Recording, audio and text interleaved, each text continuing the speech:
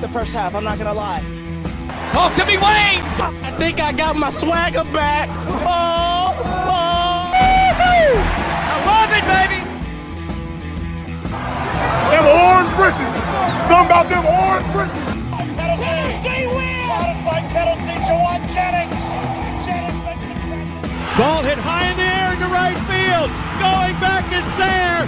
And Tennessee can say hello win column. A grand slam in the bottom of the ninth.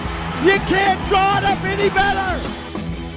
We just won a basketball game, and we're very happy right now. McGrath for the win. He got it. If you don't like college football and you watch this one, I'm not sure what your problem is.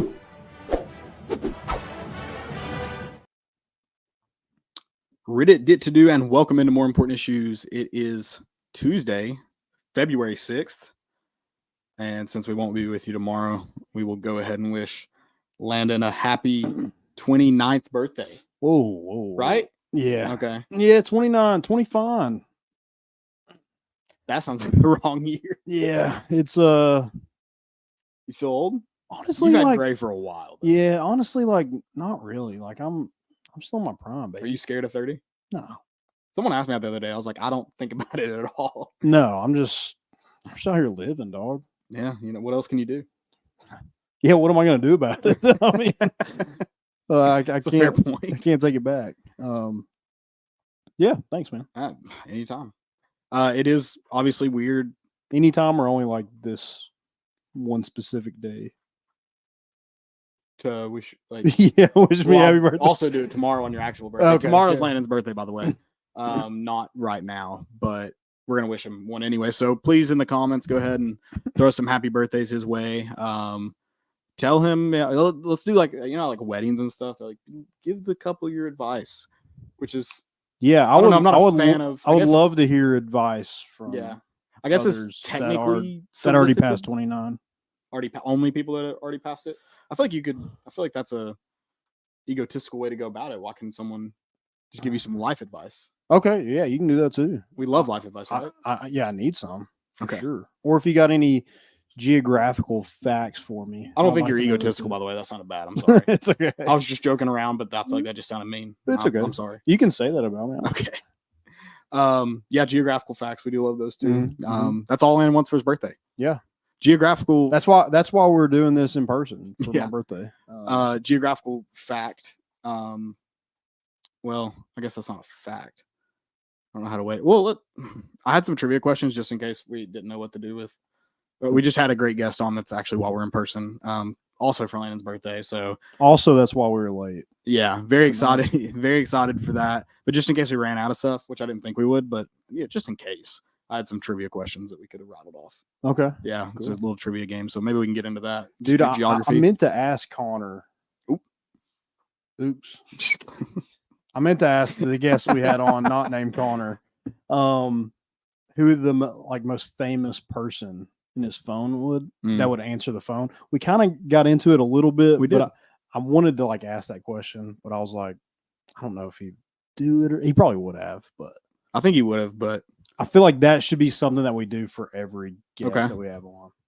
Something like that. if someone ever, I think they always ask other, at least like people who would who would mingle with famous people. Mhm. But I feel like I've seen videos where people get stopped on the street and they always have someone super interesting. I would always be B-roll. I don't have anyone that would be even borderline famous. Yeah. Mine would have to be somebody that's been a guest on the show. Yeah. Would probably be the only one. Who would you go with right now if you got asked that question? Probably my dad. I'd probably Okay. go. Okay. You know, the guy on the grill at every tailgate. Yeah. Probably him. I'm kind of shocked your dad hasn't kind of made a name for himself on sports talk radio at some point in his career, in his life. I don't know if career is the right word, but He's made a lot of appearances on Has he? TV. oh, on TV. Yeah. Yeah. Yeah. yeah. He's just The camera loves him. he's just that Can't guy. get enough. Yeah. Yeah, and I sit right next to him and they never see me. It's sick. Someone of all baseball listens to this podcast. We know that. Yeah. Yeah. We know that for a fact. Mhm. It is good to be in person. We did miss Sunday, which it's just really unfortunate. Only because I'm not saying I didn't expect to win. Always expect to win. Yeah. We did not expect it to be the undressing it was. We didn't know we'd be celebrating like that. Yeah. So, I didn't that think was we would sad. like necessarily regret not having an episode. okay. I feel like there is somehow, some way we should have made it happen. Yeah. I thought about texting you Saturday morning Mhm. or Sunday morning and just being like, you want to go right now? I slept in very late. Well, I played golf at 10. Oh, that's right. Yeah, it we could have work. look for the people we could have done earlier. Oh gosh, that would have been a rough one. It After that would've- game, it would have yeah. been. Good karaoke night after. Mhm. Also, rip to a great artist, great musician, but I will argue it right now. One of the greatest, like you go to any bar in any place in the world, Toby Keith is going to be played in karaoke. American Girl. Yeah. I love this bar. I ain't as good as I once was. Should have been a cowboy. Yeah. Courtesy of the red, white, and blue. Beer Every for my tailgate. horses. Beer for my horses.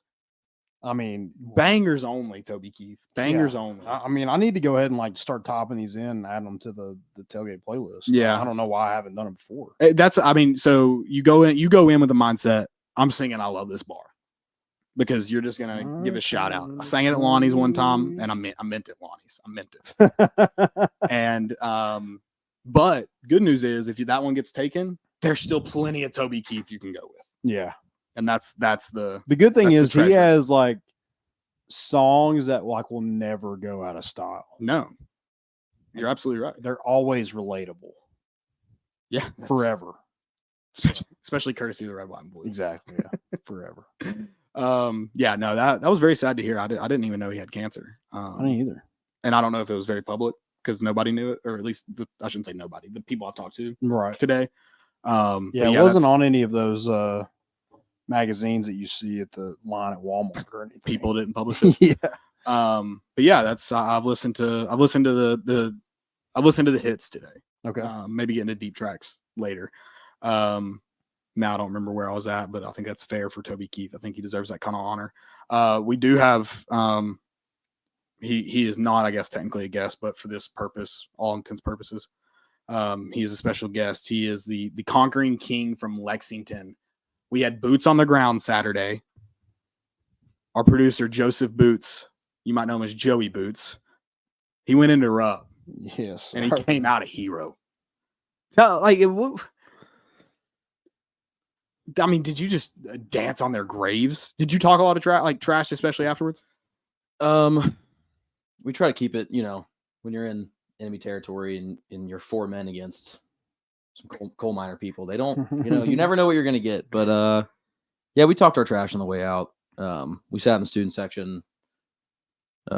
Colin Carver, I took your student ID. If you're listening, thank you. If you're involved with Kentucky athletics at all, no idea what I'm talking about, just leave the podcast, please. But yeah, I mean, just heart in the middle of the blue sea, 4 orange jerseys, just having a great time, ruin many people nights as possible. It was just 9.5 out of 10 experience. It was just, I mean, Okay. we weren't even what would have expecting. got it to 10?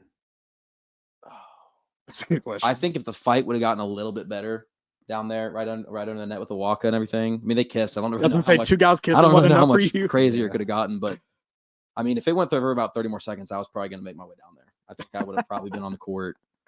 I mean, nobody loved it more than Zakai Ziegler. He absolutely ate that entire sequence up. It was awesome. I mean, I feel like it had to. It's 103 points in Rupp. It felt like the energy just kept getting sucked out of there, and I think that was the best thing because I mean, it's Rupp. It gets loud. Have you guys? I've never been to Rupp. No. It's weird because it doesn't feel like an arena until you literally just walk through the doors. I've actually passed it and like It's a box. and it it's felt weird. racist. I can't speak on that, but it's like a convention. Do you not denounce Adolph Rupp? You don't denounce? Yes, I do. I'll editing and stuff. I'm sure my words will get twisted into Adolph's not a great name to be thrown. No, it's not.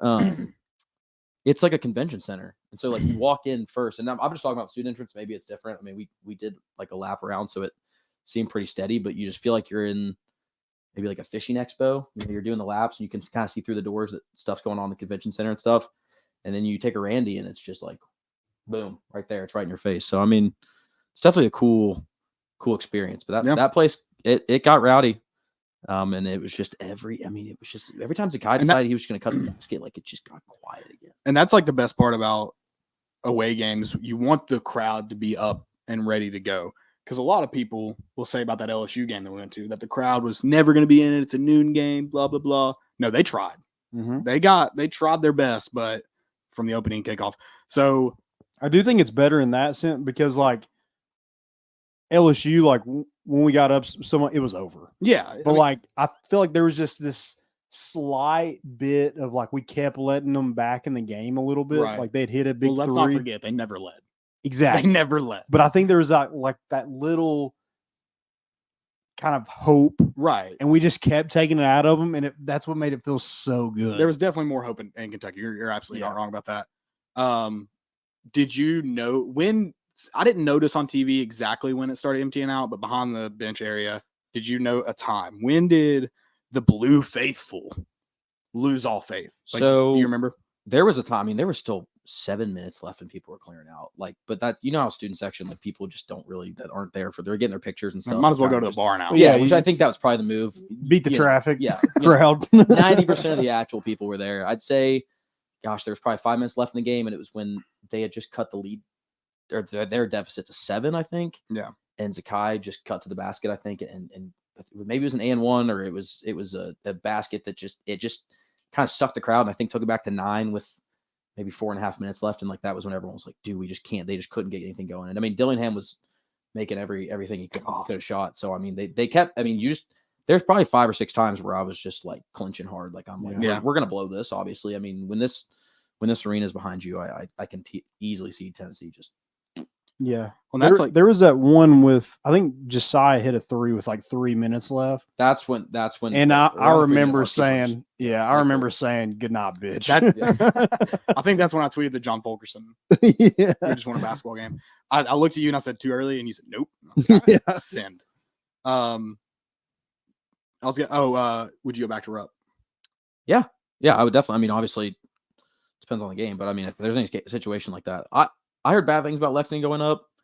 Lexington kind of rocks as a town, a city. Kind of cool. I mean, obviously, we showed up. We were blaring Rocket Top out the window. Did you go to KSR? You sent me a video. I thought I like recognized it. What bar did you go to before? Do you know?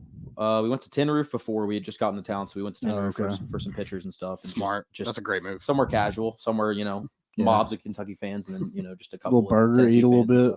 Yeah, grab some grub, get a couple pictures, and then we were driving home that night. So I mean, our poor driver was just like, "We should really go home." We're like, "We're here. We should go to the bars wearing orange and just piss a couple more people." Oh yeah, for sure. So we went to Two Keys, I think it's called. Apparently it's like their freshman spot. I mean, it was cool. You've been to Lexington. The first time that you went, did we win? Yes. So we are 2-0. No, we're 4-0. Kinda. Well, more than that. Across the board. 4-0 across the board. Okay, so you've been. Wow. I just figured we counted us going together as 2 games since both of us were there. Okay. Okay. Yeah, 4-0. So individual records combined. Yeah. Right. It's like a scramble or a best ball. Okay. Yeah. Wow. Yeah. Kentucky just. I think we own Kentucky. I think we own Kentucky. This podcast owns Kentucky. Wow. I don't. Can we sell? I would love to sell. We should sell. I mean, Well, to be fair, I think ownership either goes now. I don't think we get first claim. We're in the mix. It transferred from John Fulkerson, I think, directly to Josiah Jordan James. Or Zakai. Didn't that game just feel like Josiah's though? Which is awesome because I don't know if he's ever had a game that just felt like his. See, I'm kind of with you, but like, I mean, Zakai did have 13 assists. I think there's a little bit of bias of we know how good Zakai is. Okay, that felt like a normal night for Zakai. That makes, yes, I get what you're saying. And I'm not trying to I think that makes sense. I'm not saying. No, Josiah, I know you're not dogging Josiah in that sense either. Yeah. But yeah, there is it was more unexpected from Josiah, and I think that's what you're saying. Yeah, and I'm not dogging Josiah when I say that because I think he's incredibly important to this team in so many other aspects than just the amount of points he scores. I think we need him to score. It is cool when he scores 26. It's awesome, and I think you need him to be around that double-digit range to be very successful. But I don't like. Let's just be realistic about this team as a whole. Dalton Connect in SEC plays averaging like 28, 27 points. Yeah, something like that. Yeah. There's not enough room for guys like Vescovi and Josiah to score double digits every night. When you have Adu going 16, Zakai going 16 plus, there's just not enough points out there. Yeah. Jordan Gainey scoring. Like there's not enough points out there. So I'm not asking for 27, 30 points from Josiah. Yeah. But to get that night from him, especially a night where, listen, Kentucky did the Rick Barnes treatment of you score a lot of points, you're not scoring on us tonight. Yeah. And then they got what happens to Tennessee inevitably, a guy that doesn't normally go off has his man of the year moment. And what a time to do it. Well, I think that was the most interesting thing is just like, you know how good Kentucky's offense is. You know how bad their defense is. Tennessee's going to have to score a lot of points to win this game. And you just scored 59 a couple of nights ago against South Carolina. I think that is the most impressive part of how big of a switch it was just in a couple days from going where Zakai and Josiah score combined 4 points against South Carolina. And then a couple nights later, go off for 52 combined points against Kentucky. Yeah. I think Kentucky's defense sucks. It does, and I think that shows like the physicality difference in South Carolina. Because I don't think South Carolina, we talked about, they're not a great basketball team. It's not they play exceptional defense. Tennessee was challenged much more though on that weeknight game than they were Saturday. Because I don't think, I mean, you look at even guys like Dalton. But I do think it's important for Tennessee, and it showed on Saturday. Hey, if they can get those first couple baskets to go in, it's going to be a long night. So that's why I say from the jump, it felt like Josiah's. Obviously, Zakai has that deep one, rattles off the rim, goes in. Then, that was a calming feeling. You're like, all right, ball's bouncing our way a little bit. Josiah's first three, I mean, perfect. Yeah, and I'm with you. I think if Josiah is able to hit those first couple shots, it kind of like relieves everybody else. Yeah. Whereas like, and I think especially for Dalton Connect, it was like someone else is going to score tonight. Yeah. I got some help tonight. I don't have to do everything. And, when you're going up the court, they're not just looking for Dalton Connect to go make a play. Like they have other guys that can go make a play. And I think it's big for Josiah Jordan-James to like have that. Yeah. Like he's still shooting okay from three, but when he's able to get in the lane and you have a smaller guard on you, because he's going to be 9 times out of 10, he's either going to have somebody slower than him or somebody a lot smaller than him. Yeah. And so like use your body. And he did that on Saturday. Yeah. I mean, he is a mismatch machine because of the position he plays, but the fact that he is, for his size, he's fast. Like I feel like he just went away from that mid range until Saturday. He found it again. Yeah. I think that it's hard when he's not just like a pure shooter. So it's hard when he's not shooting well for him to keep shooting. Yeah. And it's going to be easier for even Zakai, that's not his primary goal for him to shoot even when he's off. I know like there's going to be just hate throwing Jordan Gainey's way, but he is in the game to shoot. Yeah. When he gets the opportunity, he has to shoot, period. We can argue about him playing. I'll hear that argument. But if the man's in the game, he needs to shoot the basketball because he's a shooter. Josiah's just not that. So I think it's harder when he struggles to find a groove. And he just found it Saturday. He never had trouble. I think he just had a sneaky, because I mean, maybe I'm just a fair weather fan, but like in Rupp, like I didn't want to make a bet.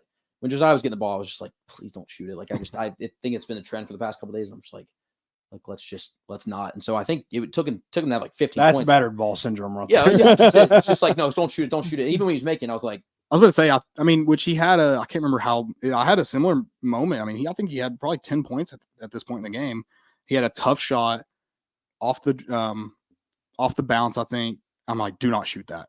Pulls up, goes in. I was like, okay, do what you want. Absolutely. I was like, that's an awful shot. That's one of those like 3-0 pitch. Like, if you swing, you better exactly. You better get a hit. I'll gladly be wrong here, but don't do it. Yeah. It wasn't until he had like 15 that I was like, might have to take over. Yeah, like, go to him. Actually playing well. So, and as big as the game was for Josiah and Zakai, It's hard to disagree with you. Maybe both of them just, that was a tag team equal, effort. Enough cannot be said about we use the term, we're getting into baseball season, so we're going to use it a lot. Hopefully, we already dropped it tonight. Steady Eddie, Jonas Adu, Steady Eddie in SEC play. Oh yeah. I mean, even when Tennessee was playing well in the first half, played really good in the first half. They weren't long lulls that are classic of Tennessee, but there were lulls where I was like, man, if we don't have Jonas Adu right there, he played cleanup crew. Yeah, and just did his job. The definition of go in and do your job. You don't have to do any more. Don't do less. Did his job, took care of business. Yeah, you didn't need, you had other guys scoring, so you didn't need him to score 20 points if Dalton Connect isn't going off for 30. Yeah, and it's probably pretty nice to have a guy like Tobe Awaka come in and not just get a few points, but also just be bashful, because he's going to come in there, 4 points, 4 personal fouls. That Tobe Awaka is a stat line I want every game. You were in there, you have Jonas Adu. You just need to spell him, go hit somebody. And like, I love, Urosh was like a little bit of that, but like without. He had too many minutes, though. Yes. Too many minutes. But he didn't have the skill either. Exactly. Like Awaka is a threat, whereas Urosh was in there to definitely foul and like get people off their game. But Tobe isn't just going in there and just. He's not looking people in the eyes and fouling them. No. And like he's doing, like he's playing basketball, but still like using his body to move people out of the way, where Urosh would just shove somebody in the back. It's nuts. And Kentucky fans were crying about the one where he ends up, it's on a rebound, that he ends up, any still picture, it kind of looks like he's trying to choke the guy. First off, the foul was called. What are we crying about? Yeah, exactly. Also, the technical foul that he got, and then who was the other guy in the scuffle? Gainey. 4 Texas. Yeah, Gainey got one. But who was the other guy from Kentucky? Reeves. Isn't Reeves get attacked? No, it was Bradshaw, but Bradshaw. who was the first guy? Reed Shepard, I think. Yeah. Okay, Reed Shepard's tech, that's soft. They love Reed Shepard. How's that I'm not saying they just love Reed Shepard. That's he's pretty good. Am I wrong? Like, that was a prick move of him. That's not a tech. No, it should be one. Bradshaw got a tech. That's it. That's it. That's it. Yeah.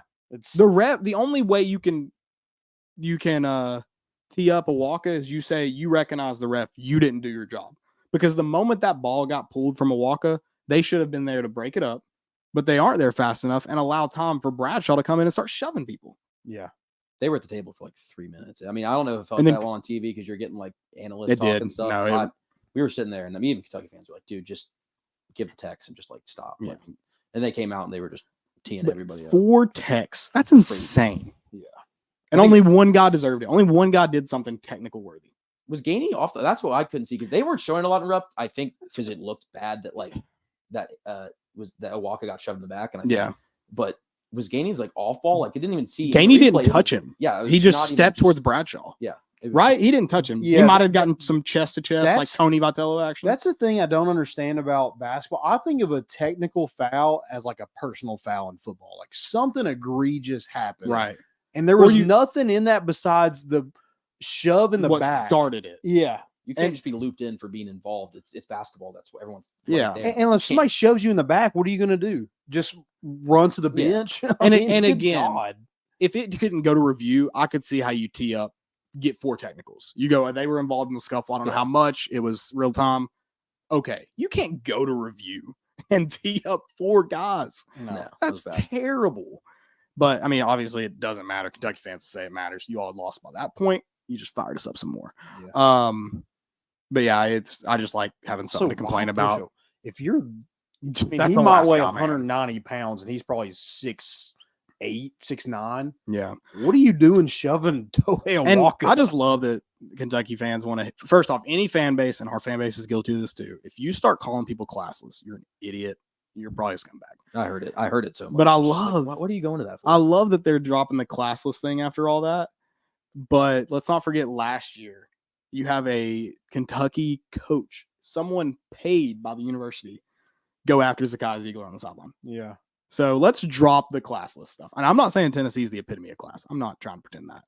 That's my favorite, I think, insult is Classless. I mean, it makes me want to do like the Stephen A. Smith. We don't care. No, we don't care. Everyone there, it was every chirp that I kept hearing was talking about like just leave already. Like you're already like a 6-year, and I'm like, you think we wanted Josiah to be here for 10 years? Like that was not the plan. All right, it was 5-star All-American. Classless don't make a good fan base. Or I'm sorry, class does not make a good fan base. Classless does. I bragged on A&M, which I get it. They're Colt vibes, but that's a Colt. I would, on record, I would join that Colt. And I would regret it. I know I would regret it after a week, but the one night I had there with that Colt, awesome time. They know how to reel members in. If they didn't do the midnight yell, I think we could talk about it, but it's just something about those. No, I agree. If the first time I have to go to their version of chapel or whatever yell practice, that's their version of it. I'm regretting my decision, but they know how to recruit members. That's all I'm saying. They know how to recruit. Colts usually do. Yeah, they've got it down pat, man. They're awesome. Great salesman. The one thing I wish I could change about the game was that lob from Cam to Josiah. If that could happen in Tommy Bowl, that place would have blown the ceiling off because it was just so. Like, I mean, we got like, and again, you're in the student section, like you're trying to be like civil and not start a fight. Cause I know damn well if I'm in the student section and there's just like 4 dudes in blue down there, like going crazy after every little thing, I'm gonna be like, all right, we have a problem.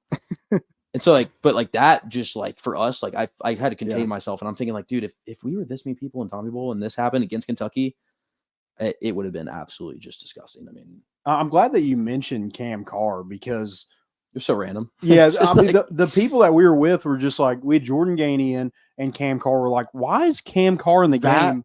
Lineup was absurd. Yeah. That lineup was, I mean, I think Rick Barnes must have been mad at several people at that moment where he's just like, get him.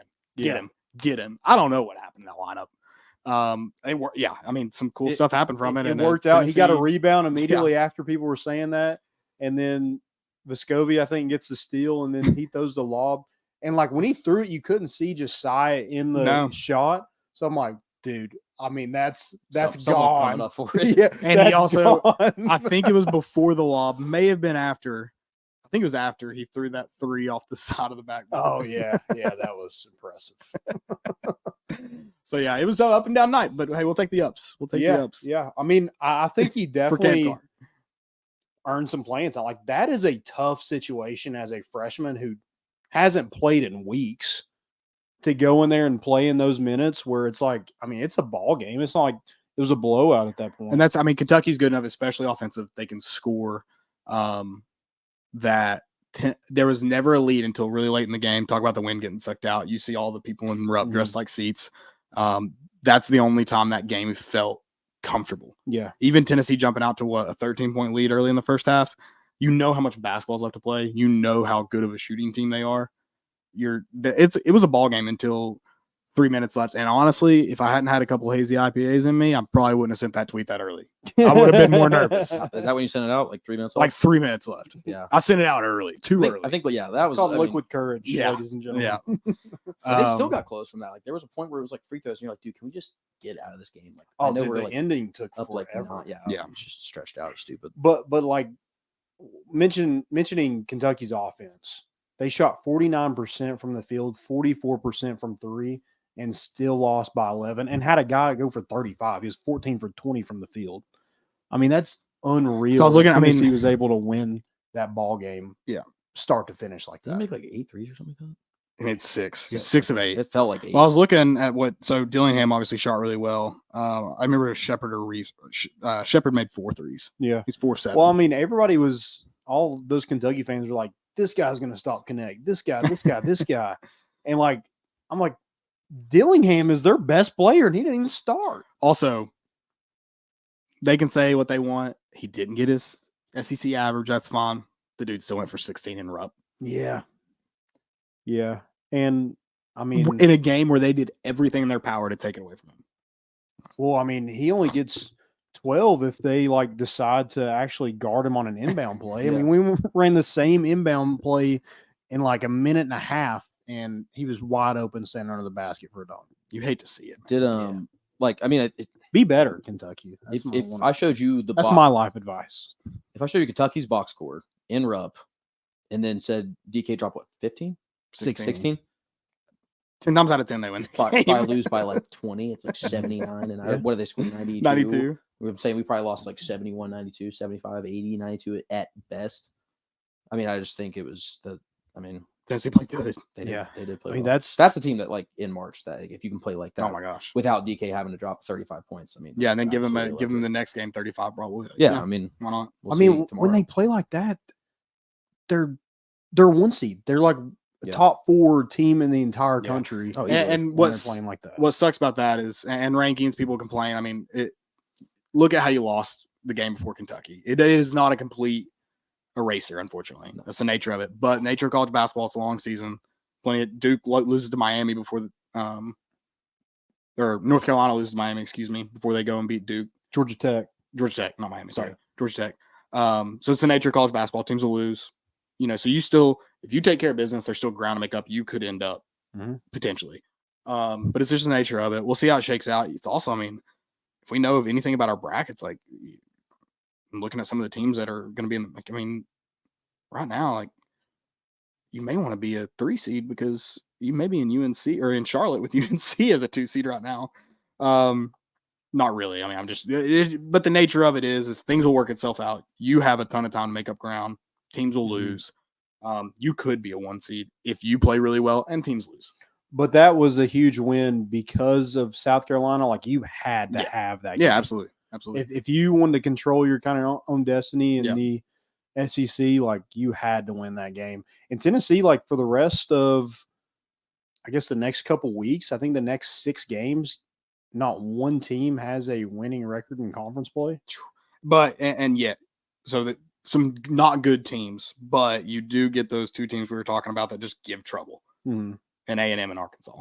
Yeah. So well, Arkansas. Arkansas is not a good team, but like South Carolina, they play fast and physical, Yeah. and that makes things weird. I mean, they got beat by LSU by 20. Is that right? They're not good. I want to make that abundantly clear. I mean, they are. Abundantly clear. I mean, if we're talking like huge, just Well, and I think just underwhelming teams and not Yeah. meeting expectations. Are like, is Gus gonna or is Musbus gonna be on the hot seat by the end of the year? they have made Tennessee football's 2016 implosion look like nothing. Yeah, There's so much going on in that locker room. So many well, rumors. because like Tennessee had some good wins, Arkansas just has sucked. They have, but in terms of just, it seems there's stuff inside the locker room that may be happening. I think like it's causing more of- this. I They might be would never more know of- what it could be. It's totally random. They might be more than like the not 2017 Tennessee. They might be that bad. Because they were at 2016, like you had a good year, you just didn't do well. I'm not talking about in terms of record and stuff. I'm talking about just locker room implosion. Oh, okay, yeah, Just locker room implosion. yeah. Because the rumors coming out are way wilder than Shot Tuttle tripping on a helmet. Way wilder than Jonathan Kongbo quitting FIFA. Well, we're gonna find out. We play them on Valentine's Day, so if there's time to have trouble in that locker room, it's on Valentine's. Was Tuttle 16 or 17? No, I can't remember. When he Fell on a helmet. Was it 16? I was like, there's no way. no, it had to be 17, right? Because it was before the Had to be. season. Oh, I thought it was during it. Okay. Oh, was it during- 2017. Okay. And then, but that year you have the Jalen Hurd, maybe had a concussion, may have not after the Georgia game. Mhm. Rumors go fly. Butch Jones during all that concussion stuff, Butch Jones lets the team vote on whether Jalen Hurd should be on the team, and they vote no. I mean, it's just stuff you can't make up, and Arkansas makes it look like nothing. Yeah. I mean, they're like all time. Yeah, they're bad.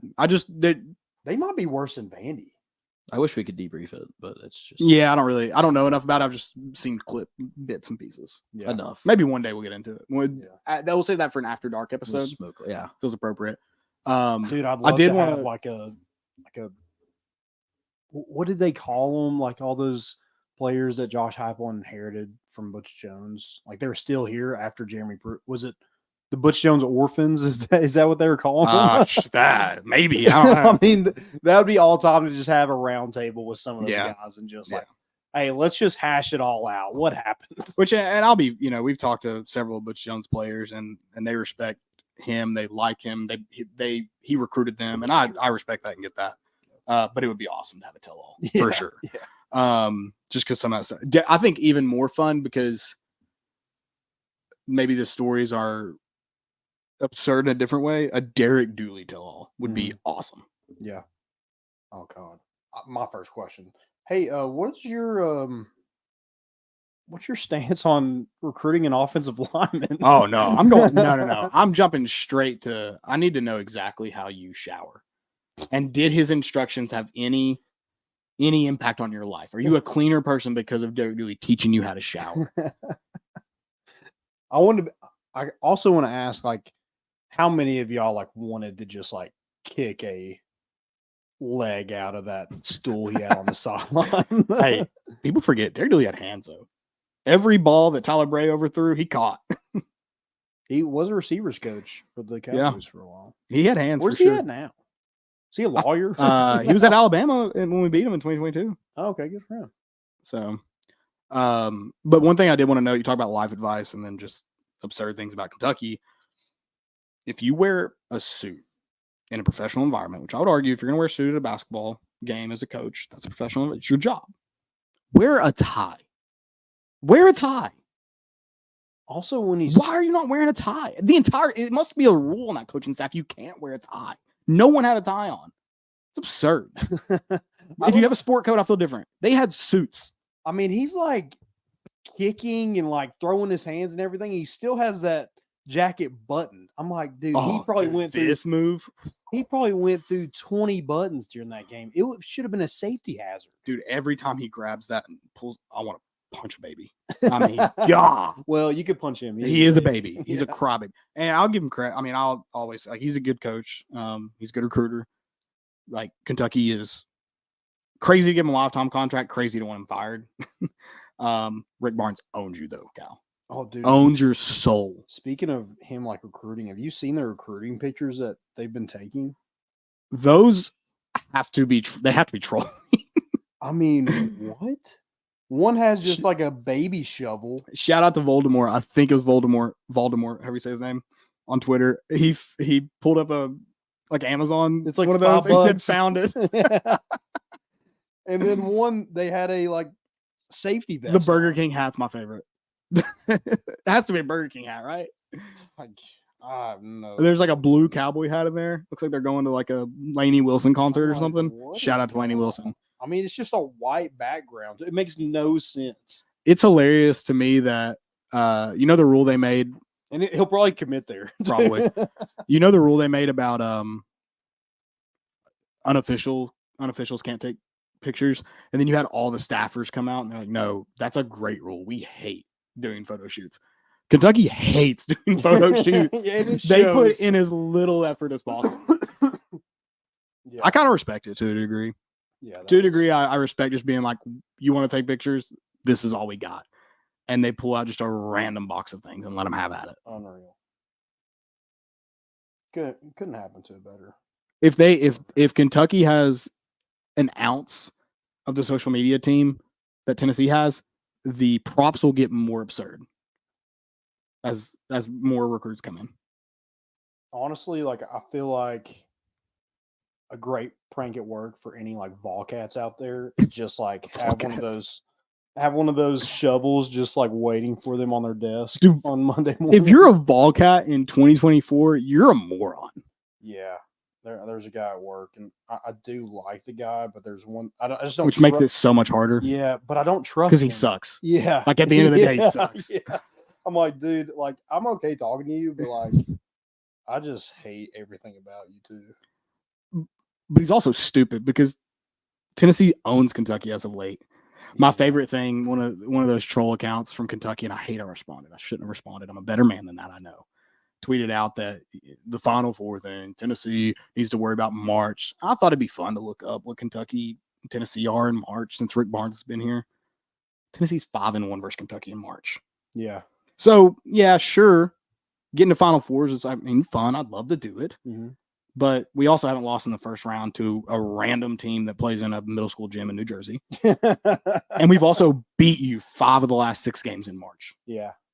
I think this would be great life advice since we're on there.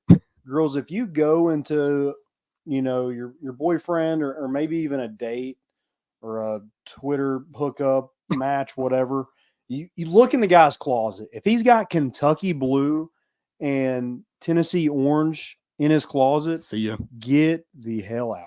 He's an idiot. Yeah. He's got You can't trust mental him. problems. Mm-hmm. Yeah. In fact, you should go and take him for his own sanity and have him admitted into a mental health facility. I'm going to go ahead and tell you, he's not fun. And he'll give you an excuse. Well, my mom went to Kentucky, but I grew up in Knoxville. Yeah. It's unacceptable. If you're okay getting in your closet with Kentucky stuff and Tennessee stuff, and just imagine football season, you go to pick out your outfit for the tailgate and you go and have to pass through all that Kentucky stuff to get to a Tennessee polo. What the hell? Yeah. And that's, going into the respect thing, it's why this man, Austin White, I love him. And I respect the hell out of him because he is not a Volcat. No. He has come to Tennessee games and he will not wear Tennessee orange. Yeah. And as much as I hate and despise his existence, I respect him. Yeah. He likes to be sad. Those things taste good after 103. But he's consistent. After you get 103 hung on you, it tastes good. Yeah. He's consistent. So, and he does drink quite a bit. He's not an alcoholic per se. Yeah. By rule. He has a reason to drink, so I get it. Being a Volcat, you just suck. And you're not having fun. I feel like it's like betting on both teams to cover, the same bet. Yeah. You're just losing money. Yeah. You're not happy either way. There's no way where you can just hate Tennessee basketball and love Tennessee football. There's no way. That's again why I can't comprehend the idea of it. Yeah. I can't. I just grew up loving Kentucky basketball. How? How do you like them in anything? There's this one guy.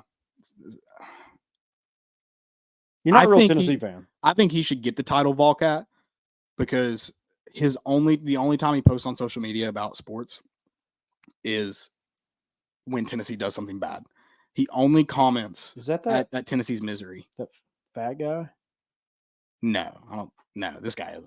The guy that laughs. He's not big on social media. Okay. Just know personally. Posts on Facebook mostly.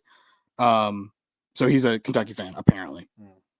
And he watches far more. He has to watch far more Tennessee sports because the moment the misery hits, he is aware of it. Never celebrates Kentucky wins. And then obviously, he doesn't ever celebrate Kentucky wins over Tennessee because they don't exist. But yeah, it's I think he should get the title Volcat and he gets titled everything we just told you about them because all he tweets about and Facebook posts about is Tennessee sports. It's psychotic behavior. Yeah. Well, glad he's on Facebook because I never post on Facebook. I think he's on Twitter too. And I've responded on both, I think, a few times. He hadn't posted about Saturday yet, though. Get that.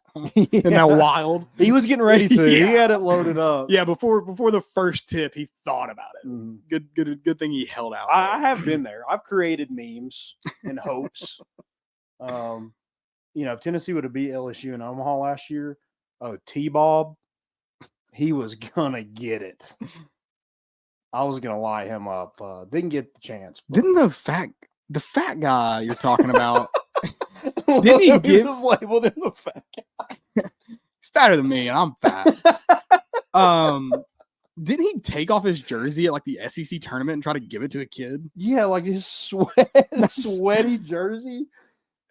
There are a lot. I've never been in a basketball arena where I haven't sweat in. Yeah, and he's like you said, he's fat. So fat people sweat when it's cold. Exactly. As a fat man, I know this. So he gave it to that kid. I'm sure that kid was just like, even his dad was like, tell him thank you. He was like, it's an avocado. Thanks. That is it. there are so many things on social media that I'm just, holy crap, the things people do for clicks. That, did he think, I mean, I don't know. He also has that video where he like hangs himself with a seatbelt. That's kind of funny. Yeah. He also pulls the Bowser thing where he makes videos while driving. I think I'm not calling for like federal government, police overreach or anything like that. I think if someone posts a video on TikTok, Twitter, whatever, while driving, they should be allowed to be arrested. If you can see like the road passing in the background on their very public video, I think you should be able to give them fines. Yeah. You should get hit with a like texting while driving fine. Yeah. Especially if you're talking about Kentucky sports while doing it. I mean, he could probably plead insanity and probably. And if you're over the age of like 45 and operate a TikTok account regularly, also another fine. Yeah. I mean, also, if you will wear like a puka shell necklace at age like 45 and above, like that's weird. You don't have to give me names. Do you know somebody that does that? I think he wears like does those. he really? He wears like those those rope necklaces with like shells in it. He probably gets them at Ron John Surf Shop when he goes to Daytona. Once a year. Yeah. I mean, I used to get those when I was like 11. He actually just gets them at a gas station on like the Kentucky, the border. West Virginia border, border. He goes to the tri-state area and picks one up. They're the cheapest here. Yeah. Gets his favorite pair of sunglasses and puka shell necklace every year. You get them here, they're less expensive because it's not actually at the beach. They raise the prices at the beach for those things. That's a good point. I know. Good point. Those are the real shark tooth necklaces, so they're a little pricier. Yeah, those are the fake ones. Dude, I'll never forget. I'm such an idiot as a kid. I went to the lake, and found this sharp piece of wood, and it was like this big. I was like, Mom, I found a shark tooth. We're gonna be rich in the Mountain Hill Lake. Did she go along with it, or did she break it to you? She did. I mean, I had it in my drawer. You just weren't a geography guy yet. You didn't understand. Yeah, I didn't understand. Water's water, baby.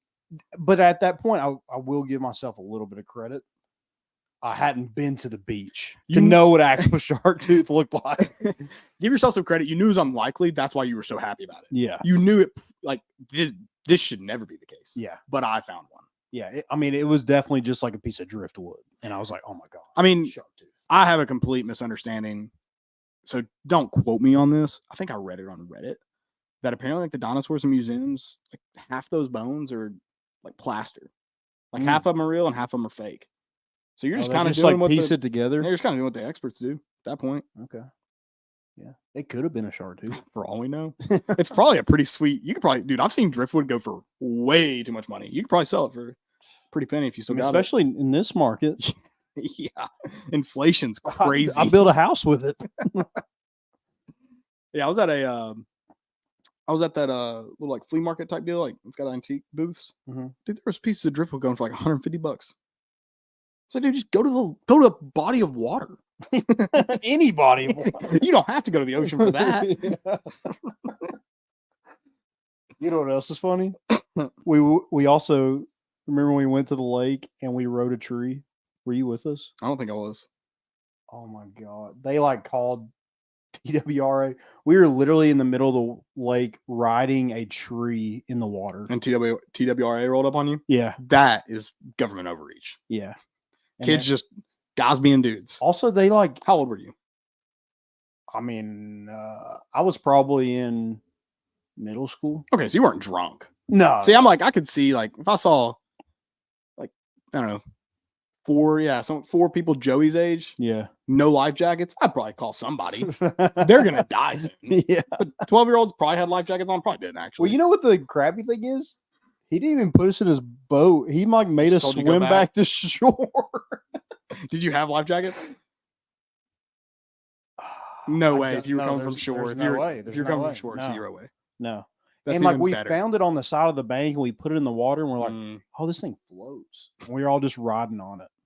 Like it's your version of the banana boat.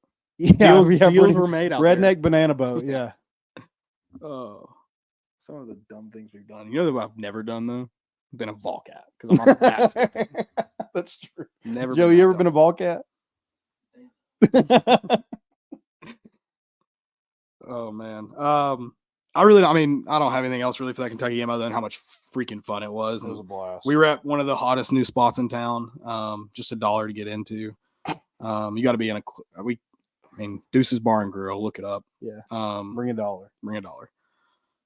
I think you should up it to $2, but only $2 bills are accepted. I'm gonna go to the bank this weekend and get a bunch of $2 I bills. think $1 gives you like a lifetime. No, you're trying to add up. You're trying to get.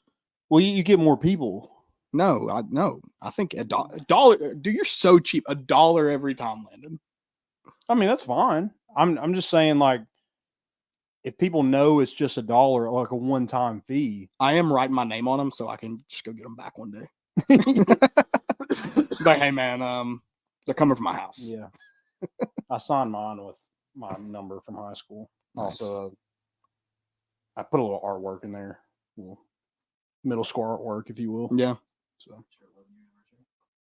Yeah, you saw Carson Newman 11 years ago. I did. Yeah, they didn't know what they're getting, but they got it. I like that you said I was never 6 foot, never 190 pounds. Did you say receiver? Yeah, Did you end up? I thought you started defense, went to offense. I did do Okay. that, but I just went ahead and I wanted to call for the sake of that, I just went ahead and did that. when you said receiver. I thought maybe I was wrong, and you flipped to defense. I wanted to comment and be like, they never got a receiver either. They honestly, I was so bad they didn't know where to put me. As a special teams hero, I was pretty much held D. for a while, Williams. didn't you? Yeah, a little bit. Yeah, Held the for a while. football. Yeah. Then they just started let the other kickers hold, which whatever. I mean, they weren't lasering that thing when fire happened, but I was. Just saying. You just yelling fire for the fun of it. Oh yeah. I mean, Perfect snap. Fire, fire, yeah, fire. terrible snap. Just Charlie Brown, the kicker, and took off. That's actually why Landon got pulled from special teams. Yeah. LSU. Nice. Yeah. Not a good team. They I had it written down a little bit, but they lost. Don't read. They got Ain't fun. whooped by Alabama. Tennessee whooped Alabama. They also got whooped by Syracuse by 21, I think. And Tennessee beat them by 18. So I mean, just not a good basketball team. Jordan Wright is their best player. I think he leads them in points, rebounds, and assists. I mean, he was a 4-year player at Vanderbilt. So Tennessee should win this basketball game. Go take care of business. Got to take care of business these next couple games. I think you have LSU, you have A&M twice, you have Arkansas, you have Vandy, Missouri, and Missouri. Yep, those are your 6 games. Then after that, it's South Carolina, Auburn, Alabama, Kentucky. Yeah, is how you end the season. So these next six games are huge for SEC seeding and see what happens. Yeah, and I think this is kind of in the similar vein of the Vanderbilt game in terms of internal challenges. You don't have the week off, but you just had a really roller coaster of a week. Mm-hmm. You have that tough loss against South Carolina, and then you go on the road, hostile environment, and you make history. They hadn't 30 years since they had 100 points scored in Rupp. Yeah, I think is it like the 4th time it's happened? Yeah, it's like crazy. Then you had to come back and play a not so good team. Good news is it's home. That place should be. I know it's a Wednesday night. Should be pretty rowdy though. People are freaking fired up right now. Yeah, I've talked to more people about Tennessee basketball this week than ever before. Clemson just beat North Carolina too. Did they really? Notification. And see, I think I was about to say these next 6 games are really crucial, but it's going to be even more crucial to take it one by one. You got to win we got to go 1-0 before you can go 6-0, baby. Yeah, just be consistent. I think that's the thing is like, I don't think anybody's like, no one's winning a national championship right now. No. I do think the most consistent team will win a national championship. I mean, obviously, yes, because they have to win in a row. But that's why people are talking about UConn right now. Yeah. Because they're the most consistent team by far right now. Mm-hmm. Yeah. Now, and I think consistency is crucial as well. But I don't think Tennessee's consistency, as you saw Saturday, is going to look the same. There's going to be the consistent makeup of the 3 guys, Adu, Zakai, and Dalton Connect. Yeah. And they need to have good games. but we don't need Dalton going for 30 every night to be labeled consistent. We don't need Zakai double every night to be labeled consistent. You need Jonas Adu in double range, I think. 8, 9 rebounds, 11 points, 10, 11 rebounds, 9 points, whatever, in that range. Just because that's the makeup of the position, though, like where he's at. Yeah. But you don't even need Josiah to necessarily score 15 every night to get that consistent label. He's got to fill the stat sheet like he's on the court to do. Mm-hmm. You need Vescovi to shoot well. He's still not probably going to, I just said it earlier, the nature of basketball, you only have so many shots. Like he's probably still not going to score a ton all the time. But when he gets to shoot, we need him to score. Yeah. To get that consistency label. You need the big minutes from the bench you got this weekend. I don't know how it'll come. I'm curious to see where does Jordan Gainey's minutes, like how are those impacted? I think we need more minutes from Milwaukee, I feel like. I also don't know because Jonas Adu is playing so well. He is. But I just feel like he's playing a lot. Mm-hmm. So I think I think his minutes are going to fluctuate based off matchups. For sure. Also foul trouble for sure. But which, hey, you score 4 points, you go get those 4 fouls. Exactly. I just think Tennessee seemed like they were at their best at Kentucky. They got out in transition. Yeah. They ran tempo. Yeah. I mean, I think it shows Tennessee can do that. Like, I don't understand why we don't, unless we're letting somebody else dictate the pace of the game. And you're already losing from that point if you're doing that. Yeah, Tennessee they almost, which is we're too athletic and too good at finishing at the rim. We should be a better shooting free throw shooting team than we've shown the past couple weeks. But I think do it. We're so good on defense. Get out in transition and use that. You said going to the rim. To another consistency note, we need Zakai going to the rim consistently. Yeah, often, always. And when he's able to finish at the rim like he was the other night, the play of the game was that offensive rebound. Yeah, which was a bad lob. Yeah. Also, a bad review. Like, it was a lob to himself. It wasn't, but I will give the refs this point, and it took too long to notate it. I paid attention on the replay. I don't know if I don't remember watching the game. Joe, you may know from actually being there. Their backboard doesn't have the red. So they didn't get like that immediate feedback. Oh, okay. And it's probably tough to hear the buzzer all the time. So not having the backboard, which I'm assuming that means they either didn't have it all game or just malfunction there. I'm like, all right, I'm okay with you. But it should have been literally, okay, we're good. Like it should have been a peak. They looked at it for far too long. Right. Which they didn't reset clock, did they? Were they looking at that or something? I don't remember what you said they were. Okay. But yeah, I noticed that someone tweeted out either yesterday or today, how absurd it was. And I was like, I don't disagree, but also why would Kentucky not have backboard flights? Yeah. Whatever. Who cares? cares? Going back to LSU, kind of getting away from Kentucky here because we probably need to move on. Nope. Jordan Wright, again, they're kind of everything player. They did have a guy against Arkansas, a white guy named like Will Baker or something. I don't know. It sounds like a guy that runs the NCAA, but it's 7-foot white guy that scored 25 against. That if they do have a solid big man, I think it could give Tennessee trouble. But also who's going to guard Zakai and Dalton Connect, and if Josiah's finally out of that slump, who's going to guard those guys for 40 minutes? That is a huge thing if those guys are playing well. Yeah. I'm not talking last weekend good, just well. It's really tough to guard. Yeah, because you can play tempo, because you have Cam Carr, I think he's earned some playing time the other night. I thought he played well enough to at least gain some trust with the staff. I don't disagree, but where at this point, unless it's Jordan Gainey minutes. That's the only place I think you can take away from. Yeah, which I'm not saying. Somebody needs to come out for 2 minutes, take a breather. Yeah, but I don't necessarily want to see the Jordan Gainey Cam Carr line. Oh, I agree. So I'm saying I feel like the only place he can really take. Obviously you don't always have to have that combination, but I feel like the only place I would want to lose minutes right now would be Gainey. Yeah, which I'm not going to dog him like a lot of people do, but he hasn't necessarily earned them right now. Yeah. Yeah, I'm I mean, not a practice if every you're in day. there to I don't know. shoot, Yeah. and that's the only thing like you're giving the team, you're not hitting shots. Like, I mean, Yeah. you're just kind of And he's playing defense okay.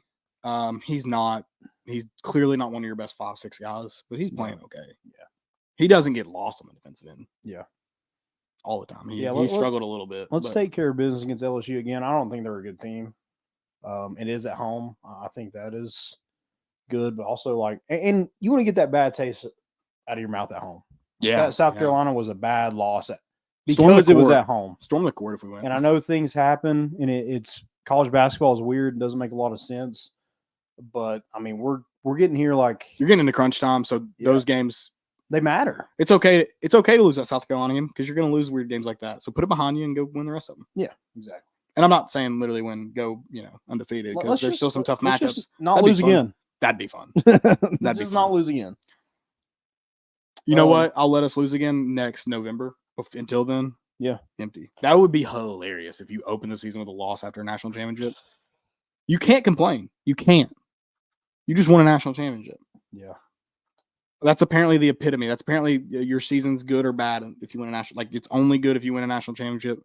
It's bad no matter where you end if you don't. So can't complain. Yeah. So apparently the TRO got denied by the NCAA. I haven't read anything about it. We've been pretty busy since about 6:30. With the Connor Pavoloni stuff. But apparently it is a temporary restraining order, which could have been ruled on any time between when the motion was filed and February 13th. That from my understanding of restraining orders and how these proceedings are going to work out, it doesn't necessarily affect what's going to happen on February 13th, but it's hard to say it's bad for Tennessee, but it's definitely not good for the state. That's another thing too, is remember that this is not the University of Tennessee in the NCAA right now. Well, people can paint it like that, but it's not. This is the state of Tennessee, the Commonwealth of Virginia, and the NCAA. This is not the University of Tennessee. Yeah. So I think that got denied today, and then there was a judge that come out and said the plaintiffs are likely to succeed. So it seems like, hey, yeah, this is denied, but also like you're probably going to win anyways. Who cares? Yeah, which is weird because I don't think they technically had. Don't quote me on this. I've talked to some people. I don't think they technically had to rule on it, so that's weird that they did. Maybe they did have to rule on it, the temporary one. Yeah. But yeah, it'll still go. Things will still like work out February 13th. We are setting up tailgate right outside the courthouse front doors. I'll be there painted up, wearing my best Tom Mars jersey. He's not even a part of the crew rolling in there, but he deserves it. Yeah, the whole walk, the whole 9 yards. Do not go to the courthouse. By God, do not. There will be some people there, which if you go there to just observe, do it. Do not wear like game day gear. No. In fact, don't wear orange. Unless it's like a nice, tasteful, like Danny White and Don Day and all the administration have like the Power T pin. That's the only orange you can wear. Okay. Yeah. Or like cufflinks, checkerboard cufflinks that are like way too expensive. It's tasteful. Yeah. If you wear cufflinks, you're allowed in the courthouse. They can have anything on them. If you are a fan, you have to wear a 3-piece suit and cufflinks. And you know what? Ditch the tie. Who cares? Yeah. Like who cares about the rules of society? So damn what? What was that from? Legend from Legend. Paul. That's right. That's right. New motto. Yeah, I don't know much about. I need to read on that and confer with some people there. I just saw that plaintiffs are likely to succeed, which I don't know. How does that? Has a judge like come out and say like, "Yeah, hey, I'm probably gonna rule in this. Y'all are gonna win anyway." Yeah, I mean that's kind of weird. That's the thing. Like, I just don't understand like a lot of this legal talk, and I just don't know a whole lot about it. So I have to like, hey, what does this mean? Like, what does that mean? And I have to like look up what things mean and then put it together of how it makes sense with all this going on. We're not lawyers. We did not go to law. We didn't. So, and again, just assuming kind of based on how things are rolling out and so the judge said, according to Pete Nakos, I don't know who that is. It could be another RGW for all I know. College sports business and transfer portal reporter for On3 Sports. So he quoted the judge. While Tennessee and Virginia aren't granted TRO, the judge notes, considering the evidence currently before the court, plaintiffs are likely to succeed on the merits of their claim under the Sherman Act. That's the Antitrust Act that allowed NIL to work in the first place. So that may, I guess, mean that potentially that there's no reason to have the maybe, but also maybe it's one of those things like we need to see more. We need to be presented with more. But looking at what we know now, that this is probably how the ruling will shake out. But it is weird that the judge would even comment on it. Feels like you would just say, I feel like you just say, hey, you're not speaking on the matter. Yeah, not. Yeah, apparently we do speak on investigation. I don't know. It's very weird. I'll get back with you on Thursday, I guess, about that. But I know we're gonna talk about our favorite VFLs. Honestly, this has kind of been I feel like we should just. Do you want to maybe give one? Yeah, I think the reason why I wanted to bring this up, and we got to talk to one today that, maybe a lot of people just just don't really, not that they don't know about, but it isn't like a huge, in your face kind of figure like a Trey Smith or like a Peyton Manning. Like those people are they're just in your face. They won't shut up about the freaking university. God. But I think Trey Smith is a big one. Like an offensive lineman, I think is difficult to have that recognition. Yeah. But it seems like every time like he's interviewed, like he always gives a shout out to Tennessee. Like he loves Tennessee so much. And I don't know what the requirements are for like a retired jersey. That's a person that I would be like, how do you, especially if he goes and wins another Look Super this Bowl. up like a week ago. I don't remember what they were. But like he wins 2 Super Bowls, like he was first team. He wasn't All-American. He wasn't All-American, wasn't he? Freshman All-American? I wonder if that counts. I don't know. I know that's one of But he was first team All-SEC for 2 years. I don't know if that has anything to do with it. I think you have to win like Conference Player of the Year, but I don't know how that works in football. Gotcha. Yeah. I know it's difficult. I think it's more difficult in football than a lot of the sports. Yeah. But I mean, that'd be one where he keeps winning Super Bowls like this. It'd be hard. Yeah. Hard not to. And also it's not like a number where you're like, man, like 73 is a tough number to replace. Like there's not people beating down the door for 73. They retired jerseys now, not numbers. So yeah, okay. You're good. That's true. That's true. I do feel like Tennessee, and maybe I'm just not aware of it. Maybe it's just not as known thing. With with this fan base and with the alumni, especially within sports, just because Peyton Manning and Trey Smith are but a few, sure, that are very, very proud of the Volunteers and where they played and where they. What's a lot of just like the way I look, like VFL it can be interpreted in like a ton of different ways, but what I see is like when I'm at these sporting events, like who are those people that keep coming back? Yeah, and there's a lot of like, especially I think it's really cool. One of the cooler aspects of it are when it's the lesser known people that show up. Sure. That just love their time here and love their coaches and love playing, whether it be in Neyland Stadium or in Sherry Parker Lee or whatever sport they're in. I just blanked on the swimming and diving facility. Alan Jones, like wherever they play, like they loved it and they come back. I think those, yes, it's all cool, but I think those are even a little more special just because I think it's easy to go back to a place that loved you. Sure. But maybe you didn't necessarily feel like the same love Trey Smith and Peyton Manning got, but you still love it the same. But I would like to see again, and this may exist because I know they have like the Letterman stuff and a lot of people that are part of that club at football games, especially, but something similar to like the Cowboys Ring of Honor, that maybe not quite the retired jersey, but a Hall of Fame that recognizes people who made impacts in their time, and then continue to make impacts even when they leave the university. Because there are a lot of people that I think should be recognized. And I'm not saying Trey Smith I don't disagree with you at all in terms of like that would be a guy that if they announced today they were retiring his jersey, I'm all in. Yeah. But a guy like that who maybe didn't fit the criteria, which I'm as far as I can tell, the criteria is fine. But maybe doesn't fit the criteria, but absolutely should be honored like that.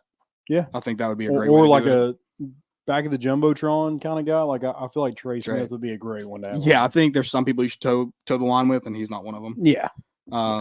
Yeah, I think that would be really cool. Something for, yeah, like I said, maybe people. You're not going to retire their jersey, but we're going to honor them at a. I mean, they did. They don't do Legends of the Game anymore, do they?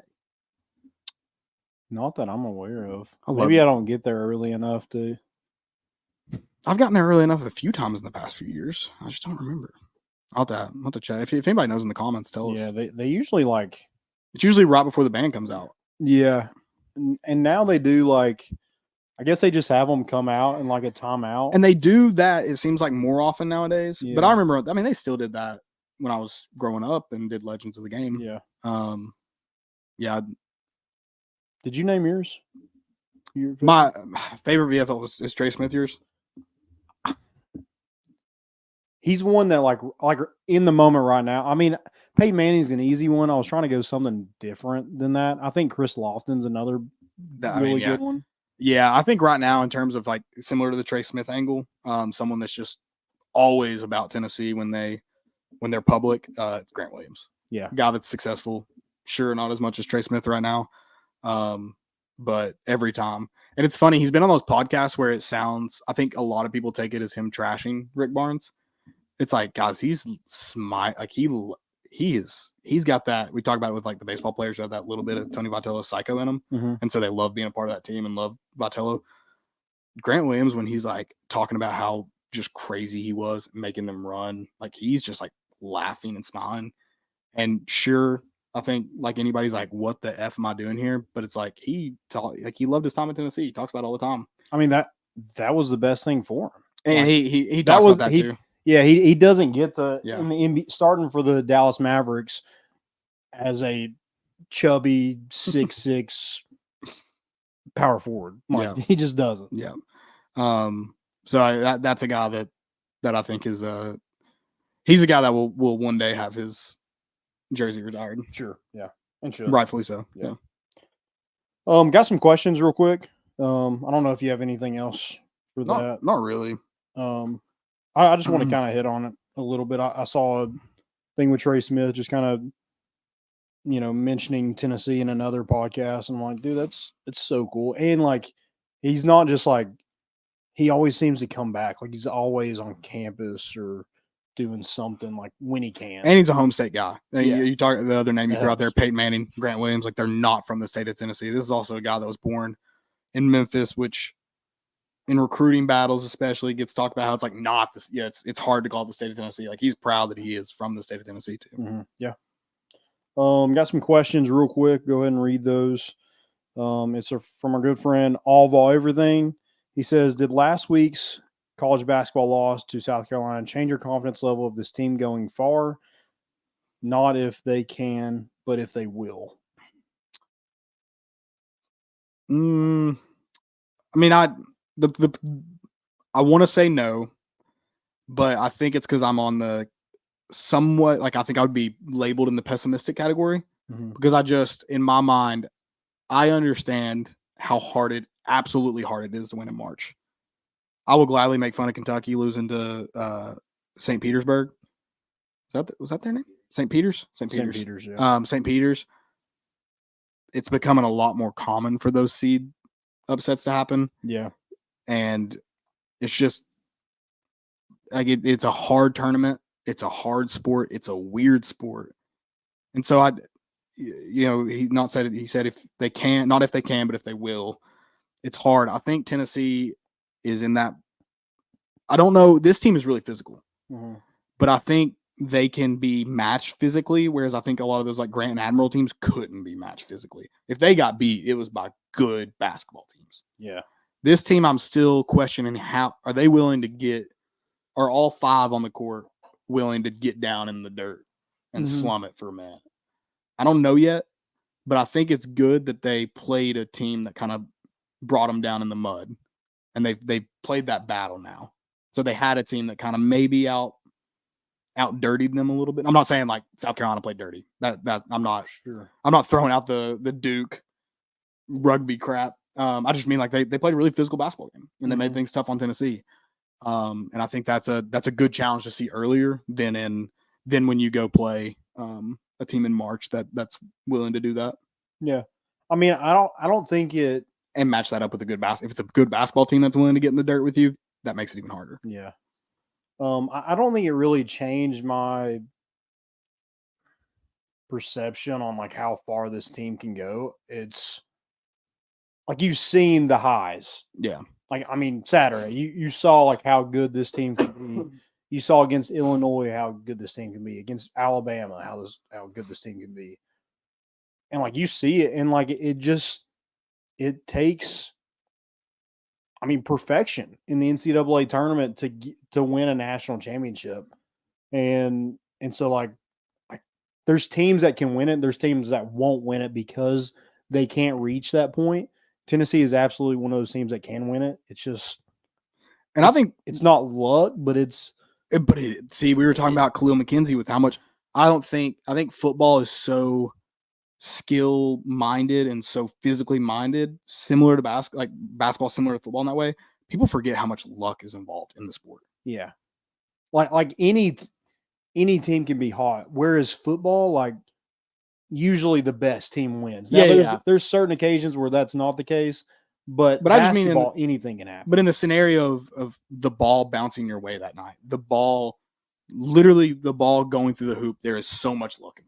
Mm-hmm. I mean, think about the first 3 Zakai made against Kentucky. How different is that game? From the looks of it, Tennessee still wins. How different is it, though, if that long 3, instead of bouncing in, bounces out? That's luck, man. It turns into a long defensive rebound, and they go to the other end and they're up 2-0. Shoot a layup. Yeah. Josiah may come back and hit that 3, but the first 4 minutes of that game are very different. Yeah. And so I think there's so much luck. There's minuscule room for error. And again, you only play good teams in March. Mm-hmm. That's it. And I'm not saying, and obviously you have the auto bids that aren't phenomenal, but they won championships to get there. Those guys grinded through a week playing in a freaking civic center. Yeah. But also, like with that South Carolina loss, I mean, they're ranked 15th right now. It's hard. Yeah. It looks like a good loss. Now, can they keep that up? We'll see. But Tennessee played a really bad basketball game and lost by just a few. Yeah. So I definitely think like let's wait and see on South Carolina. But right now, it looks like they are a good basketball team. This 6-game stretch is going to tell you how impactful that South Carolina loss was to this team's psyche and physicality. Yeah. And also on that South Carolina note, I don't think they're a great basketball team. I do think this is a team that goes to – is it back in Nashville? Or is it Atlanta this year? I think it's in Atlanta. I think this is a team that goes to the SEC tournament. I don't think they win it. I don't know if they make it to the championship, but I feel like they wreak havoc that week. Yeah. Yeah, it wouldn't surprise me if they lost in the first round. It wouldn't surprise me if they made it to the I could see that team playing really good, maybe even beating a team in the quarterfinals and then losing like on a buzzer beater in the semis or something weird. Could also see him playing on Sunday. Like I could, just because of the way they play basketball, I could see him playing on Sunday. Yeah. It's weird. And it's only going to get weirder with the NCAA tournament. Like teams are going to just fall apart. Well, I mean, NCAA will probably just put a death penalty all of Tennessee's sports teams right when Dog Connect's scoring 40 points a game. And A-Dude's brought 15 rebounds in the last 3 or something. Yeah. I don't know. That's how it goes. All right. Most important. That or a meteor will hit. Oh, yeah. Something will. Our Lord. You got any, Joey? Am I allowed to vent about my country music argument, or are y'all going to turn me off of that? Wait, what? Those guys saying that essentially just putting their own tag on bro country. They're like, it's bro country because bros like it. I was like, bros like all country music. Are you talking about your Tyler Childers, Childers? Childers. I've heard it both ways, so I don't know for sure. I think he said Childers. Okay. That's obviously what you got to run with. That was more of a fail. I just don't understand they want us like the argument was most of bro country gets lumped into tractor rap. Is what they called it. I've never heard that term. I would think tractor rap would be like the people since Florida Georgia line, right? Yeah, Florida Georgia line. But even Florida Georgia line before they started that like rap weird stuff they did, they had a lot of bro country. Yeah. But bro country was a thing long before them. Yeah. Like you had like the Luke Bryans, Luke Bryan kind of like created Dirks country. Bentley, Yeah. Sam Sam Hunt and stuff. Sam it's like Hunt. very like I'm leaving out some big ones. Hardy. Yeah, but I'm talking like big ones though, like that like 2010 crew of people. even Thomas Rhett kind of had some. Thomas Rhett's kind of Yeah. broy. Yeah, there's like a big like I don't know. I think there's a vast difference between. I think people who think Tyler's bro country are just confusing the like rock influence, the Americana influence. Well, Like, he's it's just- not. It's just weird, I think, with, even Morgan Wallen. Like, I think he's like a really good country music artist, but he's still like, I think he has a. I think has he has a lot of bro country. He in him. does. He It's does. like And it's almost a shtick though. Like who else is gonna do 2 songs with? And Lil Durk? it's not really his songs are bro country. It's more like his persona. vibe. Yeah. He's in a Drake music video. He just does like a little. I think. He'll, I think he'll wear he. J's you're a on like big- on. Big X the Plug guy. They have a song that's like in the works. I mean, it's like Oh, who's really? doing it? I think he has some good country music songs that I like, but I think he also has a lot. Like I don't disagree with what you're saying, the persona, but I also think there's some songs that are like bro country. Do you know the Bo Burnham skit? Yeah. Where he's making fun of country music. That's bro country. The key changes, my truck, my girl, my American flag. Like that's that's bro country. But I don't. The disagreement started with like Zach Bryan and Tyler Childers. I didn't even argue Zach Bryan. I don't think he's bro country. I think there are some songs that toe the line. So I just won't argue it because like I could see it. But I think even for the most part, he plays good country, rock, a little bit of Americana in there. Yeah, he's not- folkier, slower. Yeah. Real. He's not really bro country. He has like I'm trying to think of like one song off the top of my head. I've heard a few that I'm like, oh, that kind of sounds like that cheap Nashville songwriter crap. But for the 99% of his music, I would entirely disagree. I just didn't even start the argument because Tyler Childers felt so absurd to call bro country. I can't think of one song, and I've listened to no. even the He's stuff like he hadn't the released. most opposite of bro country. And the argument is bros listen to it. I was like, I don't. That's not the point though. That's not. I don't- What about that last music video? I'm sure some of those bros didn't love that. Yeah. Yeah, that's a good point. Which is my favorite part about that song is a lot of people now just associate the song with Yeah, and this song, like, gay relationships. The song says nothing about yeah, it. exactly. It doesn't. Like, yeah, no one would even know it was They- that until they watched the Yeah, video. they also don't know about his liberal song that he released that a lot of bros hate, I'm sure. Well, But Jason Aldean's probably. Well, That's what I who- was gonna that's say who I is was he's thinking of, Aldean. definitely Yeah, bro he got country, some- like yeah. like Dirt Road Anthem really kicked off in that Luke Bryan era. I mean, Yeah. it's just like the most stereotypical country. Oh, Shane Gillis does that bit where it's Yeah. just literally like exactly. if you're what's head happening in bobbing that to moment. country music, that's Yeah. bro country. Yeah, exactly. I don't really head bob Zach Bryan. Lee Bryce is a guy who I liked for a while. His started off, it felt more authentic, still had that bro vibe, and then it got super broy. Yeah.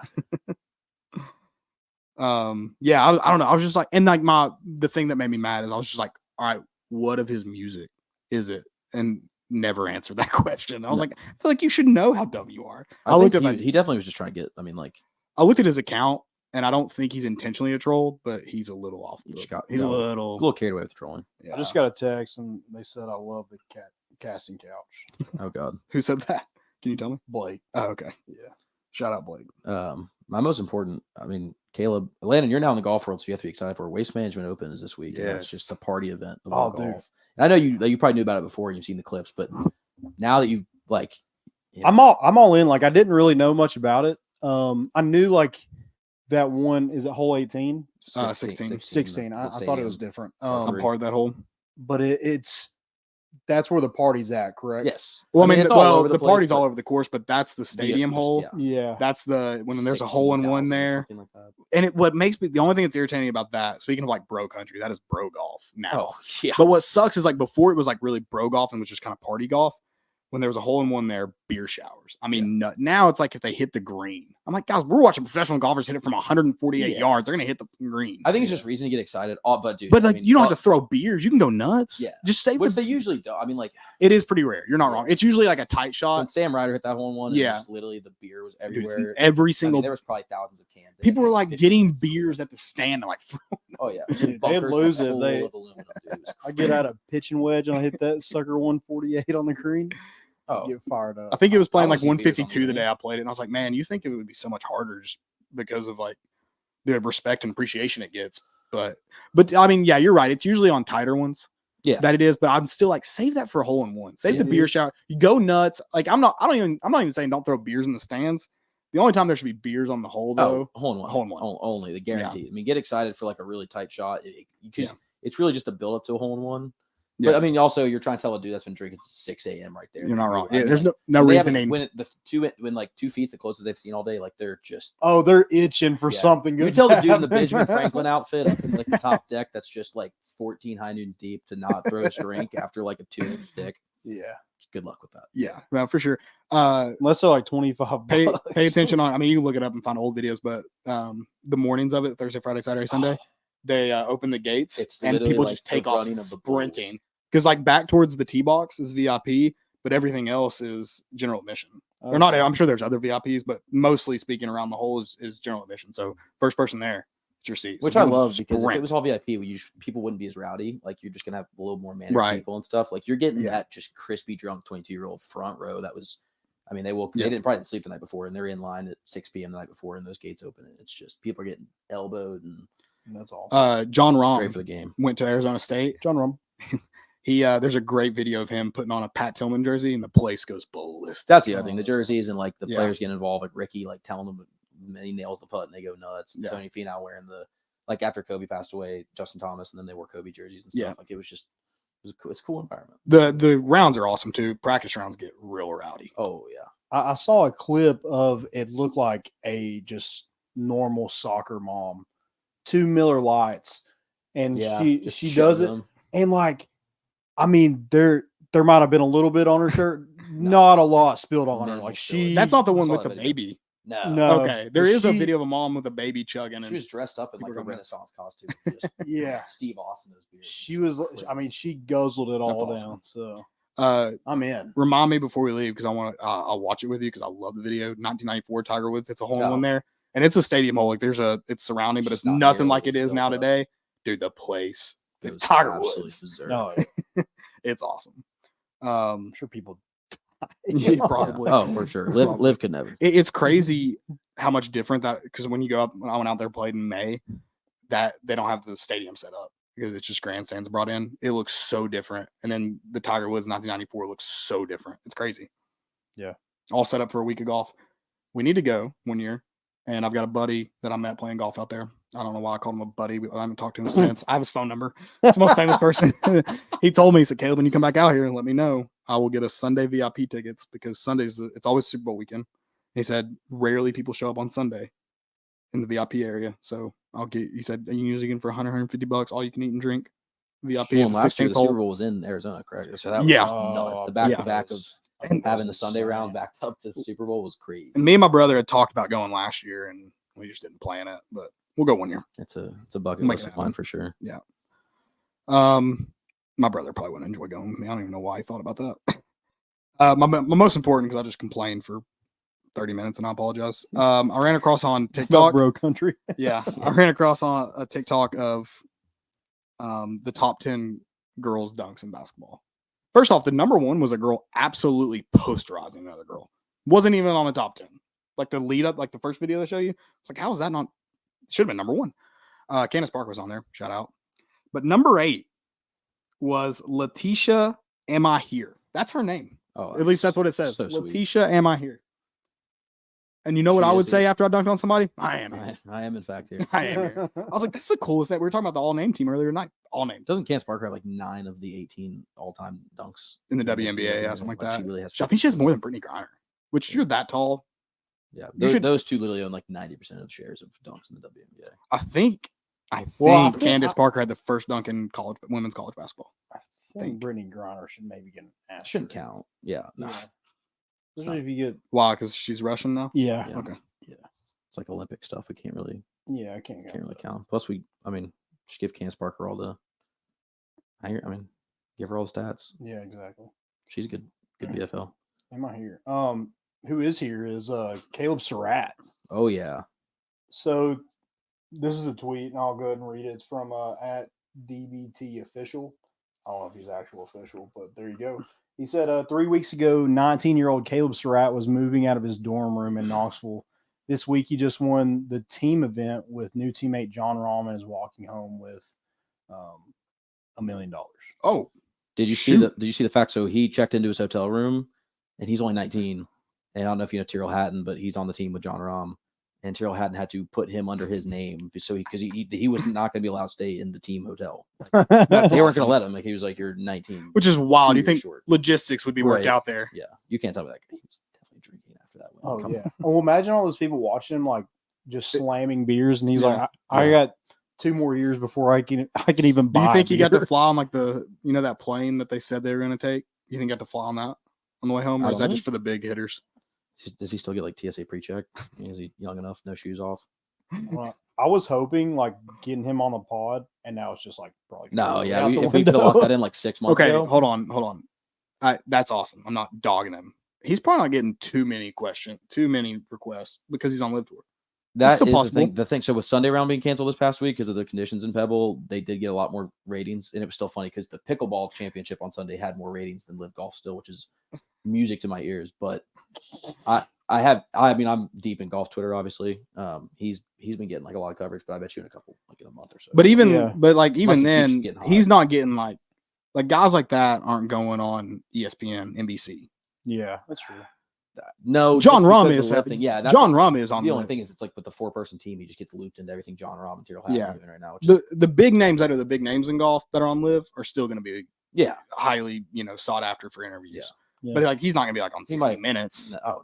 Yeah, maybe we hit him up. He might pop on the Good Come Morning on the America pod. for like 10 minutes. We can work our magic. Okay, so let me ask you, y'all are big golfers.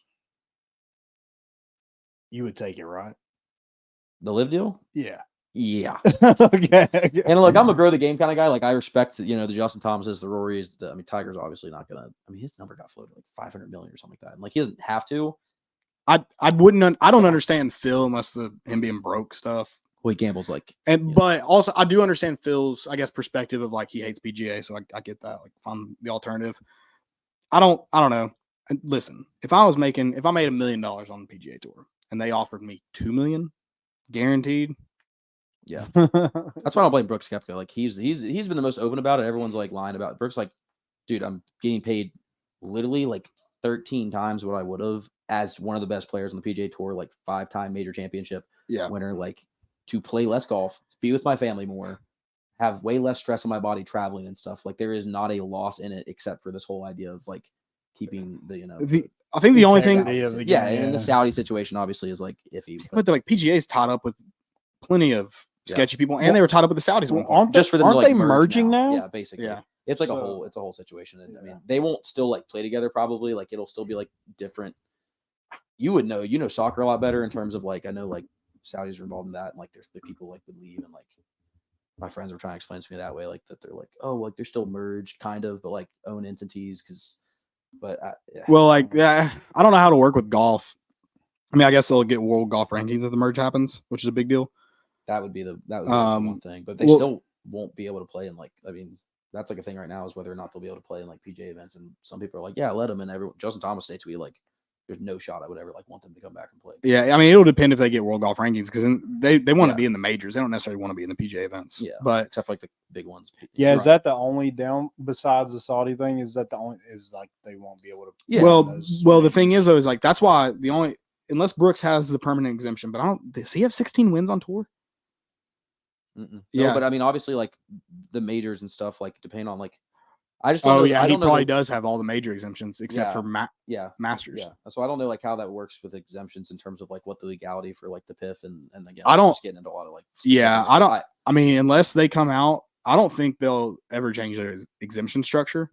Yeah. I can't imagine they would. Masters specifically won't. Yeah. Like Phil will be able to play the Masters as long as he wants. Right. unless I mean, it's they let- some groundbreaking deal. I mean, freaking Ernie Els is up there 10 putting just a few years ago. They won't change it. But unless they change it, like Dustin Johnson, who has permanent exemption, he'll play in everyone forever. Phil has permanent. Patrick Reed. Is he a 16 win? Isn't it 16 wins to get permanent? Oh, in terms of I thought you just meant Matt in terms of like Masters winner. He has he has Masters exemption. He hasn't won another major, has he? Or did he win PGA championship? No, I think he only won Masters. Okay. But yeah, if I'm Brooks, he's got to be close to permanent. I probably would have hung around for another. He has like the 5th most majors ever. Like there's like just to be like get the Yeah. Masters permanent. I probably would have grinded for a few, like, because that money for him, he's so good, is going to be around. He was going to get that whenever, which maybe they told him like, hey, this might not be around in a year. Take it now. I don't know. I don't know. I'll take. Listen, that much money, I'll take it. There's not a lot I wouldn't do for a couple $100 million. Dude, especially at 19 years old, you're like, Oh, hey, you go play kidding me? one event and make $1 million. Especially because the struggle, he's in such a good spot because the struggle to get from college golf to PGA level, even if you're like really good in college, I mean, obviously there's if you're like top AM or whatever, and you just like make your way in, that's great. But usually you have to go through like Q school, and then like next thing you know, you're like Corn Ferry. Well, and also you like get you're a card and you're not even. Benwoo's like a huge golf right now, and like he just got his card in his like specific events. Everyone loves the guy. Like PJ doesn't matter. Like PJ's like. So to earn your spot, you have to like, be this high in the world golf rankings and stuff. Yeah. I'm just thinking like him. I mean, a lot of people look down on, Dustin Johnson, Brooks, because they left PGA where he was like, they offered me a deal. Like, I mean, what did you want? Yeah. And then the fact that they might just even the idea that there could be something worked out where like they would just basically like return back. And he was like, basically just like, I just got like a free $200 million. Yeah. And now we're back on the same playing surface. Yeah. So I just need the Saudi royal family and specifically MBS to know my dollar amount is way lower than these guys are offering. We'll take a like 250. We'll take a Saudi deal. We can put us on any. Well, all right, maybe we'll be not. pretty entertaining. We won't. On the LIV tour. We won't spew any like propaganda, but No propaganda. We'll get like really close. We won't drink on camera. I know that's alcohol. We'll teeter the line. Yeah, we'll get as close as you need. We'll get you on the news for sure. Oh yeah, you'll be talked about. I think the Tennessee fan base could rally behind them. Would you ever listen? Can I interest you instead of sports washing, podcast washing? We'll do it. Yeah. We might get hit up by the Saudi royal family. God, my family would despise me. I mean, if you're giving them a couple tens of millions of dollars, I think. Hey, listen, I think money talk. Can I talk to you about morals? No, bank accounts only. Yeah. What's morals? Yeah.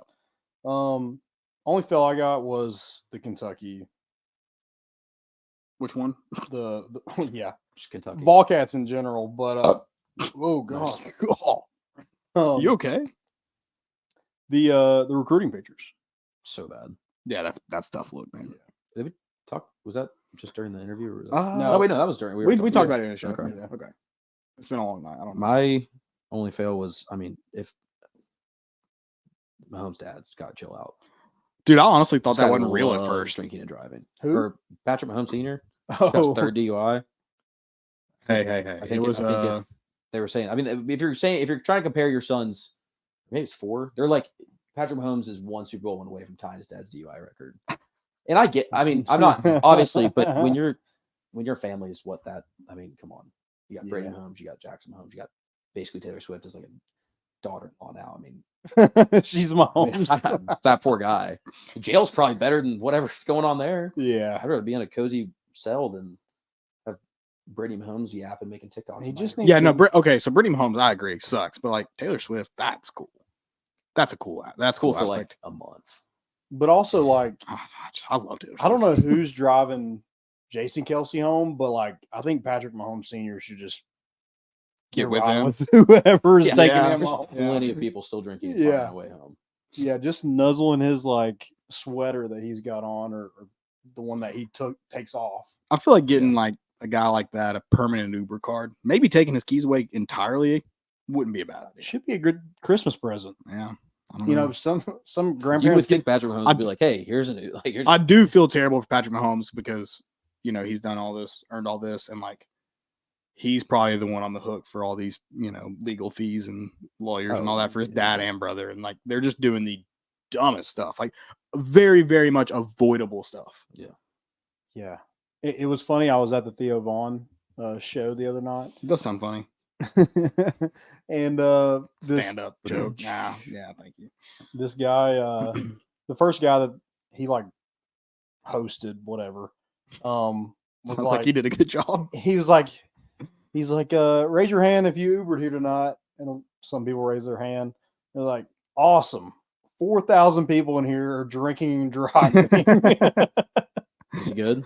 Was it a good show? I thought it was a good show. There was a guy that I went with that didn't think it was funny. I thought it was hilarious, but that's my kind of comedy too. So. I think he's a lot better conversationally on podcasts and stuff than stand up. I mean, his stand-up's funny too. It's just like, yeah, that's him, kind of my him rope. just saying out of pocket stuff on like a couch like this is just way Theo Vaughn anytime, brother. on a stage. But I feel like his stand-up, like this stand-up in particular, was a lot like him just sitting here telling a story That's about it. nothing. And I haven't seen it obviously, so I don't know. Like I went and saw Kevin Hart, Thompson Boy, and I was not blown away. And Kevin Hart's, I mean, since like 2009, those original stand-up, he's like the king of like stand-up in this past 15 years. Like I was still, and that's not a dog on him. It's just what is? I think stand-up is extremely, especially like the Netflix. I feel like there's so much hype with all of them that most of them you're kind of disappointed in. I don't think it's like Netflix. I think it's Chappelle. podcast. I think it's podcasts have made comedians like blow up. Yeah. Like clips. Yeah. Well, that Well, like, you're I only just mean, seeing like a you have small four part. funny dudes on Joe Rogan. It's like just so many. Like it's not because it's just so casual, and it, like that's where it's funny. Where it's like some of these guys, like Shane Gillis, is one that like is able to do both. Like his stand-up's hilarious, but some people are just like funnier casually than like thinking about what they want to say and like planning it out. Well, I think you hear more of them because you're right. Like Netflix is doing more comedy, but they're probably doing the same amount of, because comedians can only do so many specials. Yeah. Technically, like they're going, like their special is their tour of the year, so one a year, realistically. So they're probably doing the same rate for each comedian. They do have more comedians on, but I mean, in the sense of like you're hearing from Theo Vaughn once a week now. You're hearing from Shane Gillis once a week. So I think they're just like more in your face now, so they're blowing up more. Like each individual one's blowing up more. Yeah, I think comedy as a whole is blowing up, and I found some people that I find funny enough to watch a Netflix special and maybe not go see them live and stuff, but I appreciate them. And there was one guy, and like if I'm paying that much for a show, like I've been on like a cruise where like I feel like I've never been to a bad comedy show on a cruise yet, and I've only been to, I guess I've seen 4 people, but all of them were pretty decent. Yeah, you kind of have to be. You're stuck on the ship. Like if you're not funny, the second guy. Well, they're not doing an hour either. The guy before Theo Vaughn was the worst comedian I've ever seen. I mean, he was just horrible. It was awkward. Like he would pause and no one would laugh. He'd be like, well, especially if it's like you're going to see Theo Vaughn's type of comedy, like they don't want to match his style to like mess it up. But you have to be in the same idea of funniness, because like your crowd is like, if you find Theo Vaughn funny, that's speaking of bro country, that is the epitome of what the majority of guys there were. For sure. Fans, for sure. Oh, yeah. No, I think, you're not wrong. Like those, which I listen to the comedian podcasts, like them talk about getting the right openers. Yeah. And making sure they kind of match the vibe of. It's weird, like show. The host, which you would think would be the least funny. Hosts are usually, I don't know about. He was way funnier than the second guy. I shouldn't say for big shows like that, but if you go to like an open mic or even if they're just hosting comedy shows, the hosts are usually good. They're seasoned. They they know how to do it. So when it's like they know like I don't know if you know like Tony Hinchcliffe, like Kill Tony. It's like he doesn't, like he can just say something on the spot that's not like he's just feeding off the energy. So it's like if it's not funny, like he won't say anything. But if like he's like, oh well, that makes sense, and it's like a host, you can just be like play off the room or whatever, and there's not pressure because you're not supposed to be like doing a set. Absolutely. And going back to Theo for a second, I feel like that's I feel like his podcast style is hard to do stand up. And so there are probably a lot of fans like the one you're talking about that do like Theo Vaughn. And then they go to a stand up show and like they find out that his stand up isn't exactly their comedy, even though his podcast is, because he can tell stories obviously doing stand up, but it's hard to do exactly what he does in a podcast because it's just him in a room for the most part. Yeah. And he's in, I mean, does solo podcast, but that's half the thing. Again, Yeah. it's him saying the most just like out of pocket response to Yeah. someone's like serious story, or like someone just says something and he just has like a little 30-second riff. It's not like this entire right. He's not thinking about it the entire time. And he's not having to like hit the right pauses in that moment. He's not having to hit the It's such an act. He's not having to like build up the punchline. He's not having to do it because he's just him. So like if they laugh on the other side, he won't know if they do or don't. Mm-hmm. Whereas That's you're true. trying to feed off the crowd a little bit too. Like one night, if you're a stand-up comic, in Knoxville, he might have punched up a certain joke, but the next night he can tell it's not going to hit, so he hits it at a different time. And so I mean, I feel like it's again going back into it's awesome. I'm sure comedians love that the podcast is blowing them up, but like it is making it. It's a different challenge. It's just a different challenge. That's all. Yeah. Because I'm the even like one of my favorite comedians right now, Nate Bargatze. I love his podcast. Listen to it. It's one a week. Listen to it every week. I've enjoyed every single one of the specials. The last special was, which I mean, a lot of people loved. I just wasn't crazy about. Yeah. So, I don't know. That's my comedy bit. There's our comedy segment. I could be completely wrong. I know nothing about comedy. So I don't know. Yeah. I just laugh. That's what I'm there for. Yeah. Just an audience member. When we were But talking, I laugh a lot, so like it's hard. It'd be hard for me not to enjoy like people just telling jokes like that. and you're a guy who, if you think something's funny, you outwardly laugh almost all the time. Yeah. Like I don't know if I've ever seen you react, just be like, that was funny. For the most part, unless I'm around someone laughing, for the most part, I'm like inwardly laughing. Like a deep, like just like a little nose exhale. Like in your mind, it's actually funny that most Right. people laugh. I only have like one or two friends that like will actually make me like audibly laugh, and it's like It's super contagious not though. my thing. Oh, Yeah. for sure, because then someone else is laughing, you're just I chopping it think up you laughing. would laugh watching a Netflix special out loud almost every time you found something funny, even if you were by yourself. Yeah. Oh, for At sure. home, if every Netflix special I've ever watched, and even the ones I've enjoyed a lot, I bet I've laughed like 2 or 3 times during it. Yeah. But I've found probably every joke funny. So it's just. But you go to a comedy show, like if I'm at a comedy show, I'm probably gonna laugh a lot because it's contagious. Yeah. So. Yeah. And maybe, well, the funny thing is he was sitting next to me and he was laughing too. Maybe he was just laughing because I was laughing, Right. but yeah, I was like, you didn't think it was funny? Could have fooled me. There's also an awkward spot, and obviously I'm not dragging it out, but like you almost feel pressured to laugh in a live audience because you're like, wait, if no one laughs, this sounds awful. And it's like at home I would not laugh, but like I have to almost like chuckle a little bit to like sell the audience really? crowd. Yeah. You're like, I feel like a douche if I'm just like kind of like. The second guy, I was laughing because no one else was See, laughing. The awkwardness, I was just dying laughing. Which is sometimes like played into it. Just if done well, is like hilarious. Shane Gillis does that hilarious. We'll say something like way too out of pocket. And he's like, no, okay. Yeah. Everyone's like, now that's I love the cringy, like any shows, whether it's a band playing or a comedy show. Like if there's like an awkward silence, I cringe because it's so awkward, but I love it. Yeah, and I think love it. that's a lot of Theo. Is he just like, I mean, the whole time he'd get finished telling a story, he'd be like, "Yeah, what else? Not much." and then just says something crazy. It's like that. I'll He's tell you like about that 20 time. seconds later. I'll tell you about He's that time my aunt murdered 7 people. Yeah, he's like, yeah, we had this little guy named Alan from back when I was in school. Yeah, he's a little tiny feller. When I say tiny, he was like small. He just says Is that like it? stupid. Was that stuff. was that something he did? He talked about a little guy named Alan. Okay, I was about to say that was a good riff. That That was a good riff. Theo riff. Landon might be onto something. Yeah, he's small. Would you ever do open mic?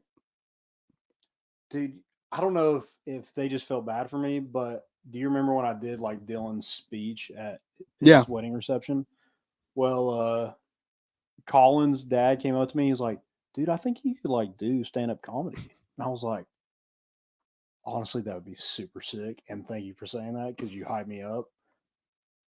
I thought I sounded like an idiot. You kind of give off Nate Bargatze vibes. You kind of look like him a little bit. You kind of got that little southern accent a little bit. Gray. Yeah. He's probably a little cleaner. That was not than my only point. But yeah, not the dog on your gray. I was listening to a Nate Bargatze. It was one of his old stand-ups. I'm sure it's on YouTube, but I was listening on Spotify one day in the car, and he's a clean comedian. Doesn't cuss, like no dirt. Like if there's he any not? like dirty I jokes, didn't even realize that. that's how funny he is. It's impressive. That is impressive. That's hard to do. Yeah, I'm the exact opposite. right. His dirty jokes, like they're very much like clean for family. Like they might have like a little like innuendos Double in there, on, but yeah, they're very yeah. clean. So it caught me off surprise. 2014, I think he didn't blow up until probably like 5 years ago. So like very new to the scene. 2014. He doesn't cuss or tell a dirty joke for the entire show, but he gets into this one joke where he's talking about, he goes into this whole spiel about if I followed a woman home, I'd call the cops on me immediately. I'd be like, sorry, officer, I didn't know she was a bitch. She'd be a bitch about it. And it just, the way he dropped it, I was like shocked, and I outwardly laughed because I was like, that was shocking to hear him cuss. But yeah, I mean, you might be able to produce a clean act. Dylan's was clean, I think. Yeah, I don't think I cussed. I don't know if I would be able to, because like, I I couldn't do do it. find, even when I was like little, like anytime like an old person or somebody, like, I mean, usually fat people are funny too. So like anytime they would like cuss, dude, it cracked me up. And still to this day, it kind of does too. There's a guy, Chris Porter, that like his set's funny. You guys will have to watch. I'll send you a link.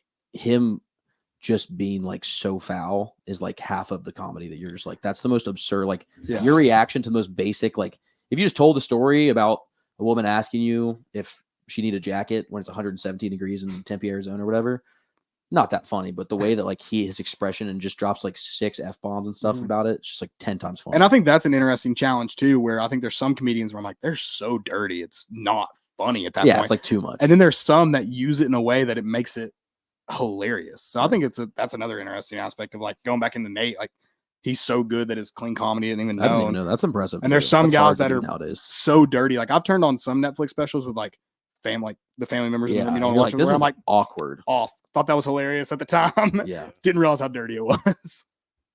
So yeah, comedy's an interesting thing. It's funny, the things we find funny.